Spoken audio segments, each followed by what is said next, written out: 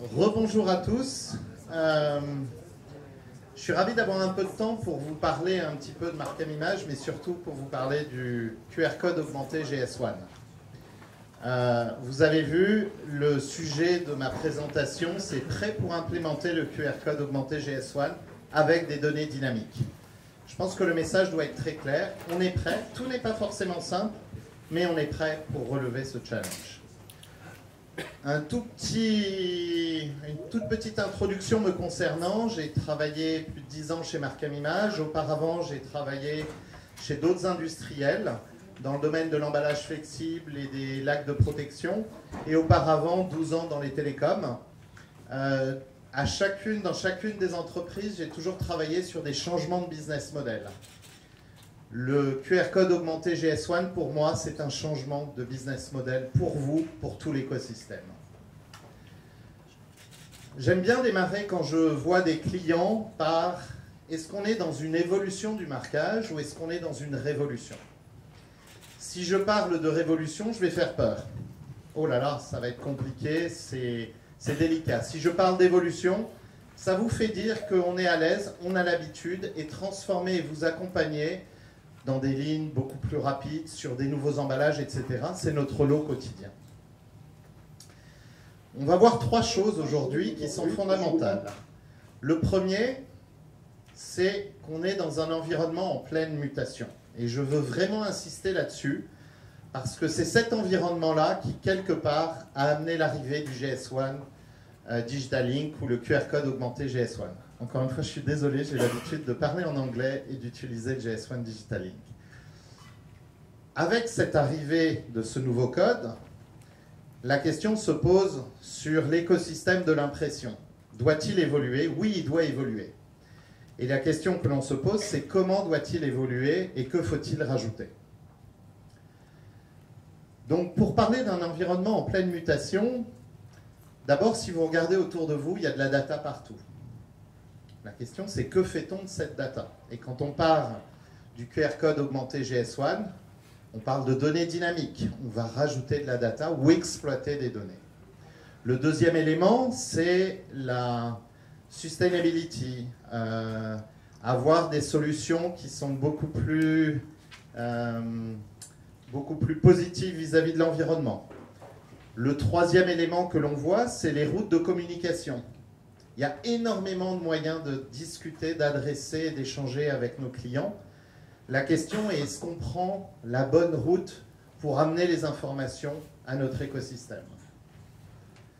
Ensuite, il faut faire attention parce que l'arrivée des nouveaux outils, l'arrivée de la data fait venir des nouveaux acteurs sur le marché. Et j'aime bien parler de SpaceX. Quand on regarde, on se dit aller dans l'espace et voir un acteur qui débarque en 10 ans et qui révolutionne à l'approche, je pense que ça fait se reposer des questions sur chacun notre métier et si on venait avec une autre démarche. Enfin, vous avez la sécurité de l'information. Puisqu'on manipule de la data, il faut être certain de ce que l'on va manipuler et d'apporter les garanties à notre écosystème que l'on maîtrise ces informations. À côté de cela, les industriels font face à beaucoup de contrefaçons. La contrefaçon a un impact très important sur les marques. Comment peut-on s'en prévenir? On est dans un environnement également qui est en train d'être complètement chamboulé. À des moments, on parlait de glocal, on parle de rocal. On est en train de s'adapter parce que toutes les zones sont en train de bouger. Et la question, c'est comment vous allez pouvoir vous adapter rapidement avec vos outils de production par rapport au marché sur lesquels vous allez.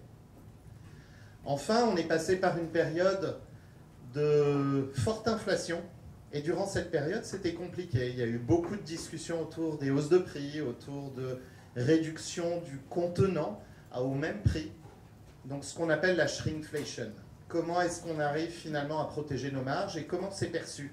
Et souvent, les clients, quand ils passent un peu de temps, ils comprennent que finalement, ils payent un peu plus cher qu'avant. Et autour de tout ça, il manque un élément fondamental, c'est l'arrivée de l'IA. Quel est l'impact de l'IA demain? Et cet impact, vous allez le retrouver partout. Donc quand on voit cet environnement-là, on se dit, ben, ce changement-là, est-ce qu'il ne va pas impacter mon travail? La façon dont finalement j'apporte des solutions à mes clients et à mon écosystème. Si vous regardez l'arrivée du QR code augmenté GS1, ce qui est assez intéressant, c'est que ce code-là, finalement, il devient vivant. Vous aviez auparavant un EAN13 avec un code 1D qui était statique, qui n'a pas bougé ou quasiment pas depuis 50 ans. Et là, quand vous scannez ce code, vous allez arriver sur ce type de page. Donc là, il commence à y avoir une interaction client intéressante. Le deuxième élément, c'est que vous allez pouvoir rajouter des éléments dans cette communication en fonction de ce qui peut arriver au moment où vous êtes en train de produire et vous dire, tiens, je dois rajouter une information complémentaire parce qu'il y a eu un changement dans une réglementation ou autre. Si on regarde ce code, il a deux parties. Une première partie qui sont les informations obligatoires. Vous allez retrouver quoi? L'URL et le GTIN. Vous êtes passé dessus depuis un moment, on vous a expliqué, mais je pense que c'est toujours bien de revenir à la base. Ce code-là, il est nécessaire, obligatoire, quand vous serez avec votre QR code augmenté GS1. Ensuite, si vous le souhaitez, vous pouvez rajouter des informations optionnelles. Ce qu'on appelle les données dynamiques, les données chaudes. Moi, j'aime bien parler de données chaudes. Et là, dans l'exemple, vous allez voir un lot, vous allez voir la date d'emballage et la date d'expiration qui vont être mises ensemble. Ces données vont pouvoir être utilisées par l'écosystème. Est-ce qu'on s'arrête là? Non, on peut aller beaucoup plus loin. On peut rajouter d'autres informations, comme par exemple un numéro sérialisé. Donc on va rajouter des informations et ces informations vont être exploitées à partir du moment où on va scanner ce code. Ce que j'aime beaucoup dire aussi, c'est finalement le code GS1, QR code augmenté GS1, il porte des informations dynamiques, mais j'ai plutôt tendance à dire qu'il transporte des données dynamiques. C'est-à-dire qu'avec lui, il va emmener un certain nombre d'informations que vous allez pouvoir utiliser et que tout l'écosystème va prendre. Grâce à ça, vous allez pouvoir débloquer le potentiel de vos produits avec le QR code augmenté. Pour certains, vous avez déjà vu ce type de présentation. Ce qui est intéressant, c'est sur la partie gauche, ce sont les données statiques. Donc vous voyez, on peut faire des choses avec des données statiques. C'est déjà bien. Peut-être que c'est suffisant pour certains industriels, suivant la taille des entreprises, peut-être que ça va suffire. Pour d'autres, on peut aller plus loin. Et là, c'est la partie de droite, sur laquelle vous allez avoir des données complémentaires et une expérience client qui sera différente. Et bien entendu, toutes ces données vont être valorisées pour tout l'écosystème.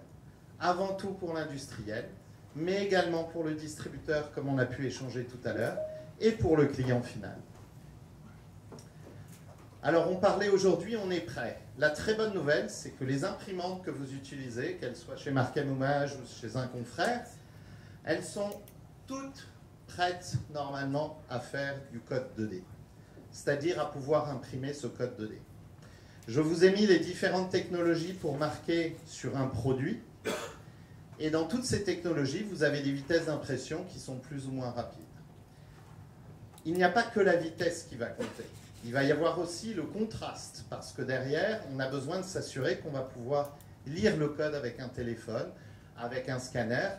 Donc, il va falloir regarder aussi le contraste. On va avoir aussi besoin de vérifier le type d'emballage sur lequel vous allez marquer. Si on prend par exemple une bouteille plastique, un PET, est-ce que vous aurez le bon contraste derrière pour pouvoir scanner le code? Il y a beaucoup de questions qui vont se poser demain. Et associé à ça, nous aussi, nous avons développé des nouvelles technologies. D'abord, nous avons fait évoluer toutes nos technologies actuelles, mais on est venu avec une nouvelle technologie qui s'appelle SPI, Super Piezo Inkjet. Je vais vous en reparler juste après. Alors, chez Markem Images, nous avons une solution end-to-end, du début, c'est-à-dire de la production jusqu'au client final. Cette solution se compose de hardware et de software. Le hardware, c'est toutes les technologies pour imprimer sur vos produits. Et le software, c'est ce qui va permettre de piloter les informations, la data qu'on va vouloir produire et de s'assurer de la cohérence. Lorsque vous regardez sur ce schéma, le point important au début, ça va être le message. S'assurer que la construction des messages est correcte. Ce sera de plus en plus important à partir du moment où on va rajouter des données chaudes. Ensuite, vous avez les impressions qui vont être faites avec les technologies actuelles. Comme je le dis, aujourd'hui on sait faire, donc on pourra faire. Et on va rajouter un système de vérification, puisqu'il est important, c'est le grand changement que vous allez avoir, parce que les clients, votre écosystème, ils vont scanner ces codes. Donc vous avez besoin d'être certain qu'ils puissent être relus. Bien entendu, nos outils vont nous permettre d'améliorer l'efficience de ligne, de pouvoir avoir des indicateurs sur la performance, de pouvoir faire ce qu'on appelle du track and trace, c'est-à-dire suivre le produit pour l'amener jusqu'au client final. On peut aussi faire de l'authentification, donc je ne vais pas m'attarder sur tous ces sujets. Donc on a une offre qui est complète, nous avons toutes les technologies, nous avons le hardware et le software, et notamment un software sur l'expérience client avec Blue Byte. C'est ce que je vous ai présenté tout à l'heure avec les téléphones. Comme vous pouvez le voir, il y a un cloud qui permet de coordonner et d'organiser la totalité sur notre software. L'élément important pour Markem Images, et je pense qu'on a fait notre évolution en regardant l'écosystème qui évolue. L'élément le plus important pour moi, c'est Intelligence Beyond the Mark. C'est qu'en fait, les solutions de hardware et de software sont juste des aidants. Ce qui va être important, c'est ce que vous allez mettre dans votre code 2D, ce que vous allez encapsuler, ce qui va être porté ou autoporté. Et donc, nous avons travaillé sur ces solutions pour pouvoir répondre à tous les défis. Alors, comment est-ce qu'on avance avec un QR code augmenté GS1? Il y a eu beaucoup de questions dans tous les sens. Je pense que le premier élément, c'est de se poser quand même la question, est-ce qu'on veut aller vers de la préimpression ou de l'impression en ligne? Parce que ça va différencier complètement la démarche. Je vous rappelle qu'une préimpression, vous n'allez pas impacter, si on fait simple, vous n'allez pas impacter la ligne de production puisque vous n'aurez rien installé. Le code sera préimprimé, ce sera un code finalement statique qui représentera et qui reprendra un petit peu ce que vous avez avec un EAN13. Donc on va se concentrer sur l'impression en ligne. Le premier élément, c'est d'avoir une équipe projet transverse. Et ce qui va être fondamental, c'est d'avoir le P&L owner, celui qui porte les finances, parce que c'est lui qui va pouvoir débloquer la valeur derrière. Ensuite, il est important de se dire, on ne prend pas la totalité, on va commencer avec un site pilote. Et je vous invite, bien entendu, à travailler avec votre partenaire Markem Images. Ça, c'était la petite pub, ça dure 2 secondes. Ensuite, il va falloir définir le contenu de votre QR code augmenté. Et pour reprendre une des questions, bien entendu, il va pouvoir évoluer. Suivant l'évolution, il faudra peut-être changer de technologie, mais il peut évoluer, ça ne va pas rester statique, et c'est aussi ce côté qui est important. Tout à l'heure, dans les changements qui existent, il va falloir réagir très vite. SpaceX, l'exemple. Demain, votre concurrent vient avec une solution différente, un prix différent. Comment est-ce que vous allez réagir? Qu'est-ce que vous pouvez faire? Le QR code augmenté GS1 est un début de réponse. Ensuite, il va falloir adapter votre zone de marquage. Il va falloir respecter les règles qui ont été édictées pour éviter la double facturation du produit. Donc il y a certaines règles à suivre et potentiellement l'endroit où vous marquez va changer. Et tout à l'heure, Philippe indiquait, faites attention, ayez le bon contraste, la bonne couleur derrière pour s'assurer que les solutions fonctionnent. Donc tout ça va bien falloir regarder. Et ensuite, il va falloir vérifier si votre solution de marquage, et j'insiste sur le mot solution de marquage, ce n'est pas juste une technologie, c'est l'ensemble que l'on regarde. Le hardware, le software, solution de relecture. D'abord, est-ce que vous arrivez facilement à l'intégrer à votre ligne de production? Markem Images, on a souhaité développer des solutions qui évitent de chambouler complètement, de rajouter des modules pour le rendre le plus simple et le plus facile.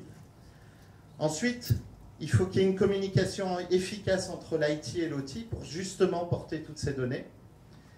Il faut pouvoir imprimer aux cadences de la ligne. Si on vient avec une solution et on vous fait diminuer la cadence, ça ne répondra pas à vos attentes. Et imprimer des codes 2D qui soient conformes avec le bon contraste pour la relecture. Tout à l'heure, je parlais d'Axicon. C'est exactement toutes les actions que l'on doit entreprendre. Enfin, il faut déployer l'approche quand vous êtes confiant, quand vous avez compris, sur les autres produits, les autres lignes, voire les autres sites.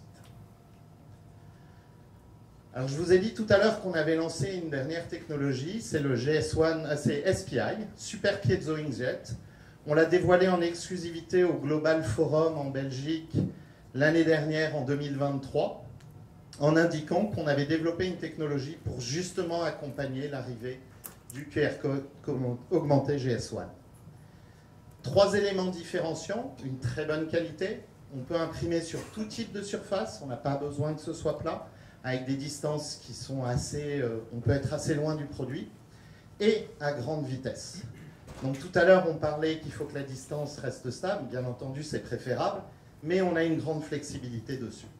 Et vous pouvez voir sur cette carte de visite que finalement on imprime quoi? On peut imprimer un code 2D, des logos et du texte à des vitesses très rapides. Là on est à 120 mètres minutes, on a poussé, on va encore plus vite aujourd'hui. Je vous ai pris quelques exemples. On va démarrer par la droite. Donc, dans le monde de la bouteille... Oh, pardon. Voilà. Dans le monde de la bouteille, ça, c'est une canette. Marquer le fond d'une canette, si vous regardez bien, c'est pas du tout une surface plate. La tête doit être assez haute puisque les canettes circulent à très grande vitesse. On est capable d'imprimer à plus de 2 mètres minutes. Des impressions sur le col des bouteilles. Ça peut être une solution intéressante dans certains domaines, d'autant plus qu'on est en train de vouloir enlever les étiquettes, ce qu'on appelle le label-less.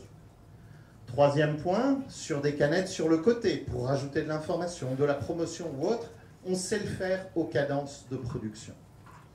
Et enfin, imprimer sur les bouchons. Tout à l'heure, Philippe parlait de la Corée avec des besoins. Voilà une autre solution qui permet d'imprimer à très grande vitesse pour les besoins de la Corée, sans aucun ajout et sans avoir besoin d'avoir des traitements spécifiques derrière. Ensuite, je vous ai mis d'autres exemples avec d'autres technologies. L'impression print and apply avec du laser. Ici avec SPI, de nouveau sur des poches qui sont jamais totalement plates.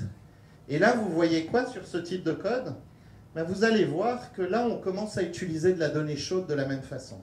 Donc ça me permet de vous dire qu'aujourd'hui, dans le monde de la pharma, dans le monde du tabac, dans le monde de l'alimentaire des bébés, il y a beaucoup de traçabilité qui est faite, donc on sait gérer de la donnée et on sait la transporter grâce à nos solutions. Enfin ici, avec un CIG, jet d'encre continue, et enfin, des essais qui ont été faits et qui étaient très importants avec les vins et spiritueux où il y a une nouvelle réglementation, notre capacité à imprimer à des cadences très grandes avec de la donnée chaude, c'est-à-dire des données mises au dernier moment. Sur le côté gauche, je voulais montrer le travail qu'on était en train de faire avec Bonduel, donc je pense qu'il y aura plus d'explications tout à l'heure. Je ne vais pas rentrer dans le détail, mais le principe, aujourd'hui, vous avez en pré-imprimé le barcode. Juste dessus, ou à côté, potentiellement, vous allez avoir une best before date, une date de péremption, une DLUO qui aura été imprimée en ligne. On travaille actuellement sur la possibilité de rajouter un jetting qui va être positionné au bon endroit par rapport à l'EAN13 et on va quand même garder le best before date puisqu'on est obligé de garder cette information visible et lisible. Mais on pourrait très bien aussi aller un peu plus loin et rajouter des données chaudes. Si vous scannez ces deux-là, ben vous allez voir, en structurant le code, vous allez voir qu'ici, il y a la date et il y a le numéro de lot en plus. Est-ce que c'est beaucoup plus compliqué? Pas forcément. Ça fait partie des éléments, c'est juste le message qu'on va vouloir imprimer. Ce qu'il va falloir avoir, c'est toutes les données et toute l'interaction avec le software de l'entreprise, de la ligne de production, pour bien regrouper les informations. Donc ça, ce sont des exemples très concrets avec Bonduel, avec Armor, sur la technologie TTO, pour pouvoir imprimer en utilisant la même technologie qu'on avait jusqu'à présent, mais en rajoutant des données supplémentaires. Enfin, j'ai tendance à vous demander, et vous, qu'est-ce que vous allez faire du QR code augmenté GS1? Alors je vous invite à scanner ce code, mais pas le scanner qu'une seule fois. Scannez-le une première fois, et puis rescannez-le une deuxième fois. Et vous allez regarder, votre expérience client sera légèrement différente. Et si vous le scannez une troisième fois, de nouveau, vous aurez encore autre chose. Est-ce que ça marche ?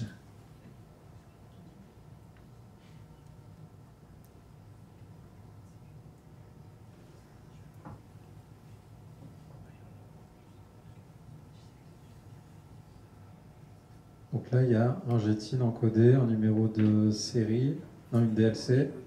Et je vous ai mis différentes informations qui sont en dessous, mais dans l'expérience client, si vous regardez, vous n'avez pas la même image. Ce sont des images différentes. Et si vous tombez toujours sur le même contenu, vous ne retournez plus sur ce type de QR code. Si vous amenez de la valeur, si vous faites prendre conscience que cet outil est dynamique et peut vous apporter une expérience différente, vous rajoutez des données, vous rajoutez de la valeur à votre produit. Donc pour conclure, ce que j'aimerais juste garder à l'esprit, que vous gardiez à l'esprit, c'est Markham Image fournit des solutions end-to-end de software et de hardware pour avoir une cohérence complète. Donc quand on vous apporte et qu'on vous accompagne dans un projet, on prend la responsabilité complète. Ça a un avantage, c'est que tous les liens sont faits déjà entre le hardware et le software. Deuxièmement, il va falloir rajouter des outils par rapport à ce que vous faisiez, parce que les produits que vous imprimez vont être scannés. Donc ça, c'est important.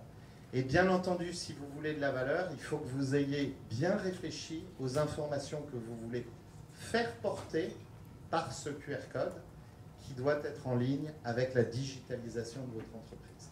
C'est extrêmement important. Et partez sur un pilote, demandez des audits de ligne, on sera ravis de vous accompagner. Enfin, pour finir, il y a le salon All for Pack du 4 au 8 novembre. Nous serons là-bas et si vous voulez découvrir l'expérience, on a créé un tunnel pour justement vous aider à comprendre comment on avance avec un projet pour aller sur l'implémentation du QR code augmenté GS1. Je vous remercie. Merci Eric. Alors Eric, tu vas rester avec nous. On va passer à la période questions. Est-ce qu'il y a des questions, soit dans la salle, soit en distanciel? Une question technique sur le dernier système de marquage que vous venez de présenter. Il a une orientation privilégiée, il imprime toujours la tête haut vers le bas, ou on peut l'orienter... Non, alors la nouvelle technologie nous permet d'imprimer de façon extrêmement flexible. C'est pour ça que je vous ai montré le col de la bouteille, sur lequel on imprimait de côté. Je vous ai montré qu'on pouvait imprimer sur le dessus, sur le bouchon. Donc on a une orientation extrêmement flexible avec cette technologie. Donc 90 degrés, c'est possible? Oui, tout à fait. En dessous, ça va dépendre de l'application. Il faut qu'on regarde un peu plus. Tout ça, ça avance petit à petit. Vous avez pu voir que les vitesses à 2,46 m, on avance très très vite. On a toute la souplesse de cette technologie.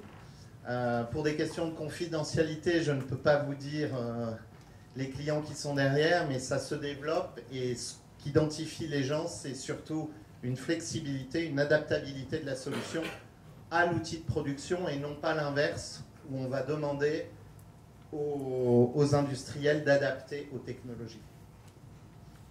Oui. Une autre question présentielle.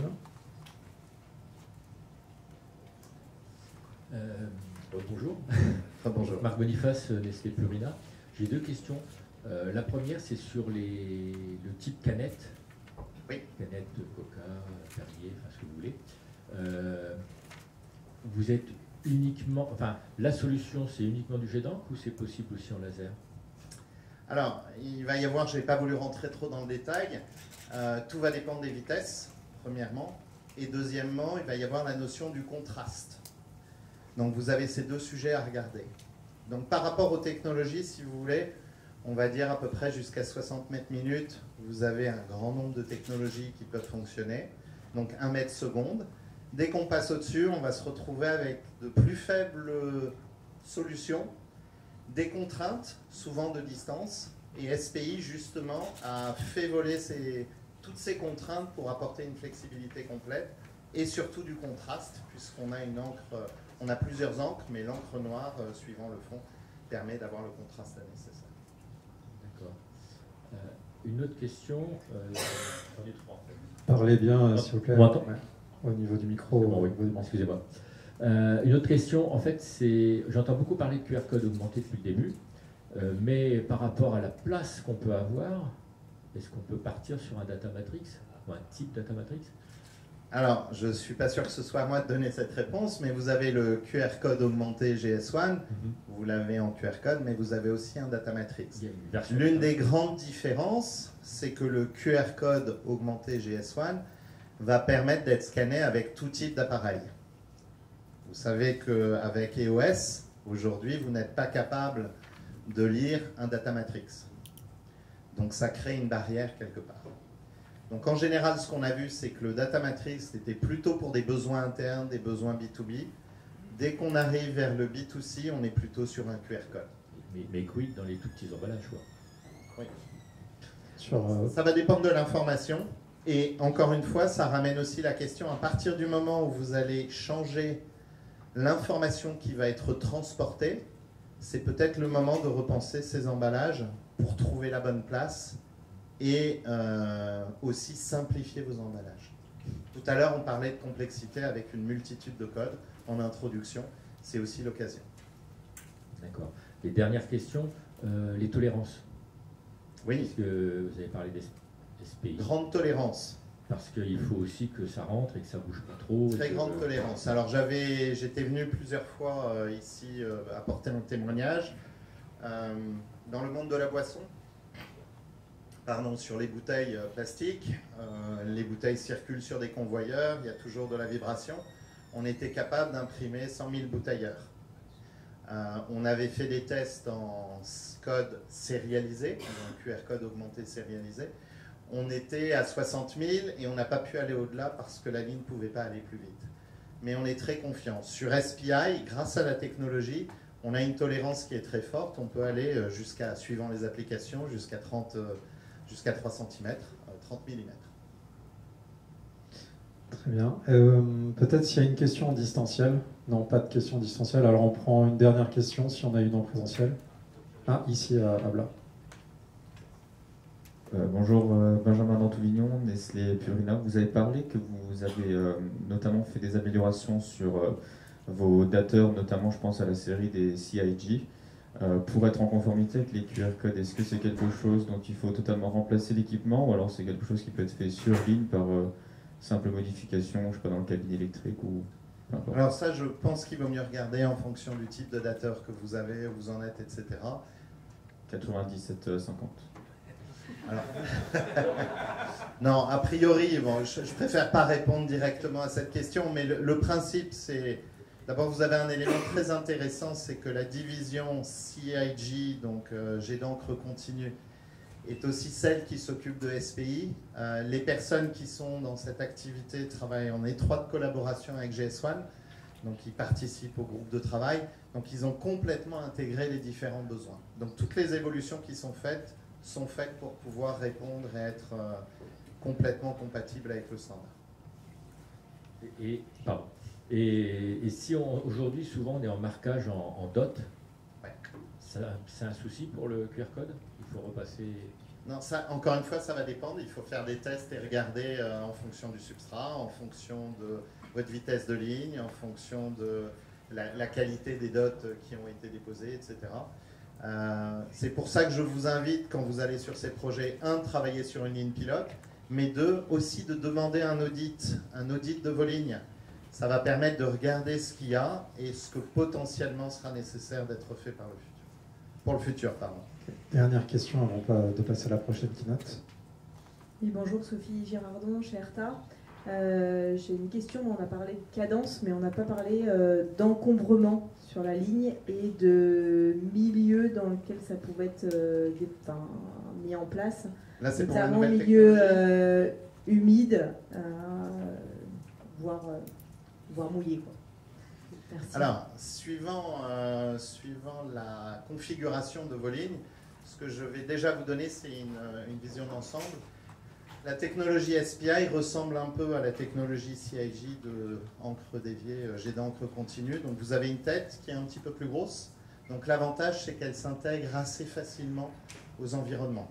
Vous avez vu dans la boisson des exemples.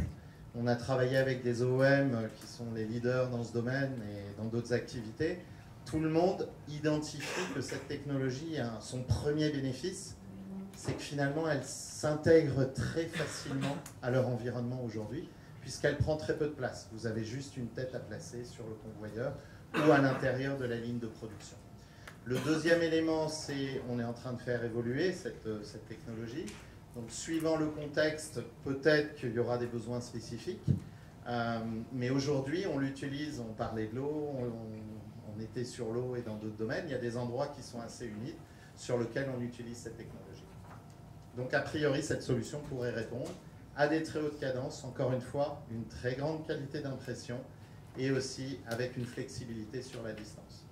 Je rajoute, toutes les autres technologies sont aussi très intéressantes. On focalise juste sur celle-là pour vous dire qu'on a fait évoluer les technologies et c'est beaucoup plus visible quand on vient avec quelque chose de nouveau.